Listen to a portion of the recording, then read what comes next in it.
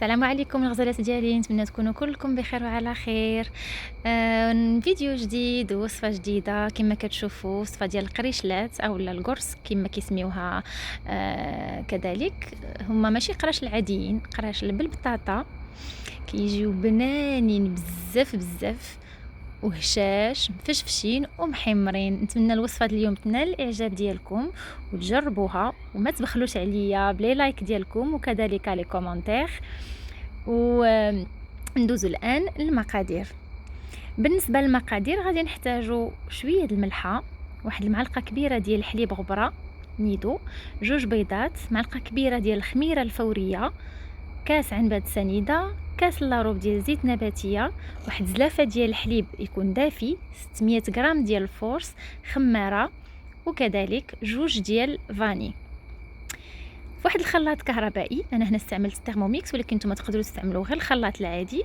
كنديروا البيض ديالنا، غادي نديروا كذلك الحليب غبره، جوج ديال الاكياس ديال الفاني، غادي نزيدوا عليهم الحليب الدافي ديالنا. انا قلت لكم زلافه ما يعادل تقريبا واحد 300 مليلتر، يكون الحليب دافي باش كيتفاعل لينا مع الخميره ديالنا. كاس لاروب ديال الزيت النباتيه، كاس ديال السنيده، وغادي نديرو كذلك واحد القرصه ديال الملح، وجوج ديال البطاطات متوسطين، الحجم ديالهم يكون متوسط، يكونوا مسلوقين ومسقطرين مزيان ناشفين من الماء. وكذلك تنزيدوا الخميره الفوريه. الدور ديال البطاطا هنايا هي اللي كتعطينا تتهشش لينا العجينه ديالنا ديال القراشل، وتتعطي حتى واحد البنه، كيجيو زعما بحال مصوبين بحال فيهم لا كريم، كتجي واحد الطيبه ديال الفاني، واحد الطيبه ديال زوينه بزاف بزاف. نتمنى انكم تجربوها لانها فريمون كتجي رائعه. هاد العناصر كلها كنطحنوها مزيان مزيان مزيان مزيان في الخلاط، طحنوها مزيان حتى ما كتبقاش الحبيبات.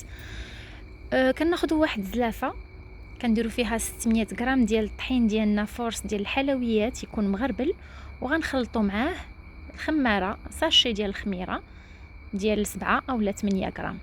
من بعد ما يتطحن لنا داك العناصر اللي خلطنا في الاول مزيان حتى ما كتبقى حتى شي حاجه يعني محببه فيه، كنديروا واحد الحفيره في داك الفورس ديالنا، وغادي نكبوا داك الخليط ديالنا، وغادي نخلطوا جيدا العناصر مع بعضياتها.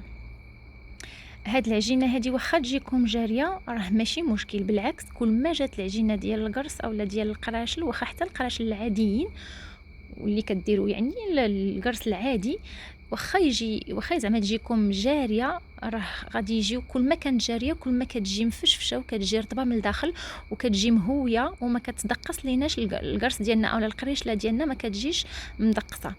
انا هنايا اكتفيت غير بالفاني في التنسيم ديال هذا القرص. نتوما تقدروا تزيدوا اي حاجه بغيتوها تنسموا، تقدروا تزيدوا القشره ديال الحامض مثلا، تقدروا تزيدوا مثلا نافع، حبه حلاوه، زنجلان، اللي بغيتو. انا كنفضل انني نعم نخلي داك الطيبه ديال البطاطا تبان في داك القرص. كما كتشوفوا العجينه راه جاريه بزاف بزاف، ولكن ماشي مشكل، غادي كل ما كانت جاريه كل ما غادي يجيكم احسن. كنغطيو البول ديالنا بالفيلم اليمونتير باش ما كيدخلهاش الهواء، ونخليوها في واحد البلاصه تكون دافيه شي شويه حتى كتخمر لينا مزيان وكتطلع ديك العجينه. عاد غادي نعاودو نخدموها، نديروها يعني كريسات. انا كما كتشوفوا نغطيها مزيان ونخليها جانبا. حاولوا تغطيو البول ديالكم ما يدخلوش الهواء باش كتطلع لكم العجينه دغيا دغيا، سورتو الا كان البرد. انا هنايا كانت الجو يعني كان دافي، دغيا دغيا خمرت ليا، ما استغرقتش بزاف ديال الوقت باش تخمر.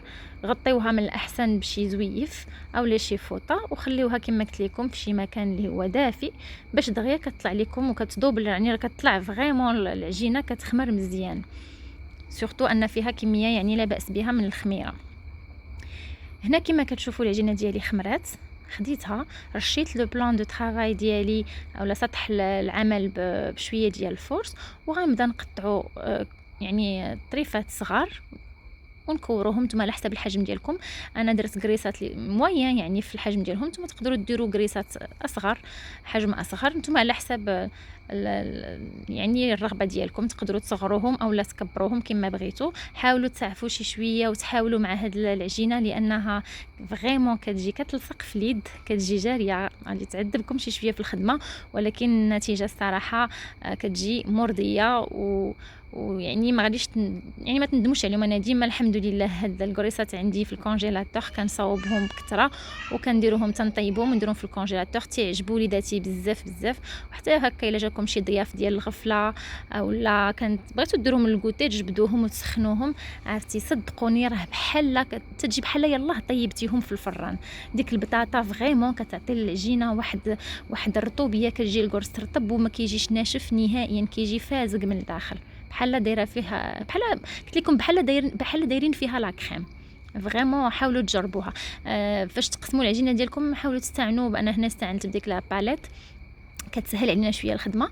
وانتم كتكوروا كتقرصوا حاولوا ترشوا شويه ديال الفورس في يديكم وفي سطح العمل باش كتكور لكم دغيا وما كتعذبكمش وما تتلصق لكمش في يديكم. المهم انا غادي نشكل الكويرات ديالي و غادي نحطهم في اللاطه اللي تكون مغلفه بفيلم اليمونتير. باردون ماشي فيلم اليمونتير، ما ديروش فيلم اليمونتير، لاطه تكون مغلفه بورق الطبخ او ورق الطهي باش يخمروا لنا مره اخرى. غنكمل التقراص ديالي انا وحلت هاد المره مع الكاميرا حيت بغيتكم تشوفوا كيفاش كنكورهم كيفاش كنقرصهم، ماشي مشكل. قرصوهم مزيان، جمعوهم مزيان وحاولوا تقرصوهم وتعطيهم نفس الشكل. كاين اللي كيخلي القريصات ديالو او القريشلات ديالو تيخليهم غير كيكورهم وتيحطهم تيخليهم باش كيجيو طالعين منفوخين.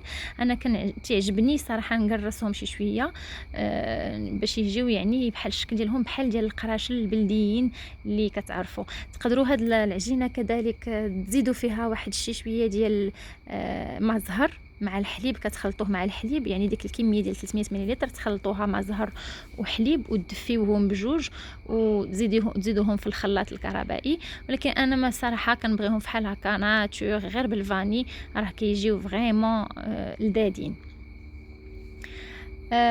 دونك انايا هنا كما كتشوفوا باقا كندير الكويرات ديالي ولا الكريسات ديالي بوحده بوحده. بعدا هاد الكميه ديال عطيتكم ديال 600 غرام ديال الفورس راه كتخرج فريمون كونتيتي كبيره. وانا عاد راني الكويرات درتهم كبارين يعني ما صغرتهمش درتهم كبيبرين لانني كان نعطيهم لوليداتي كيدوهم معاهم في الكوتي. كنقدر يعني اما كنديرهم بفرomage اولا ندير لهم ندهن لهم فيهم نوتيلا تيجيو زوينين. كما قلت لكم تقدروا كذلك تزيدوا حبه حلاوه اولا النافع كذلك في العجينه، غير هو انا ما كيعجبنيش نخلط ليغو تنخليها ناتور. هانتوما كما كتشوفوا كنحاول نسعف معها غير بشويه وانا كندير الفورس، ماشي مشكل واخا تكثروا الفورس راه ما كيأثرش عليها. ديروا الفورس محدها كتلصق، ديروا الفورس في لو بلان دو طرافاي باش الكويرات كيتجمعوا لكم وما كيجيوش الشكل ديالهم ديفورمي. هنا كما شفتوا من بعد فاش حطيت الكويرات ديالي ديال العجينه درتهم في اللاطه. كنطيب انا فوق لاطه اللي كتكون متقوبه بيرفوري، نتوما يمكن تستعملوا غير لاطات عاديين ماشي مشكل. وكندير كذلك داك هذا سميتو السيل بات اللي كيكون مثقب باش كتجي فريمون مهويه مزيان. خليتهم يخمروا ومن بعد تندهنهم بشويه ديال البيض وكندخلهم يطيبوا جاي في هذا في واحد الفران يكون مسخن على 180 درجه. ما تنساوش تدهنوهم بشويه د البيض ودردروا عليهم الجنجان قبل ما يدخلوا حتى كيخمروا عاد كدهنوهم. كما كتشوفوا هذه النتيجه هي قدامكم، كيجيو مفشفشين ورائعين. نتمنى انكم تجربوهم وتردوا عليا الخبر. بالنسبه للي مازال ما ابونيش في لاشين ديالي ما ينساوش ديروا ابونمون وتضغطوا على زر الجرس باش توصلوا بجديد الوصفات، ونضرب لكم موعد ان شاء الله في حلقه اخرى. شكرا.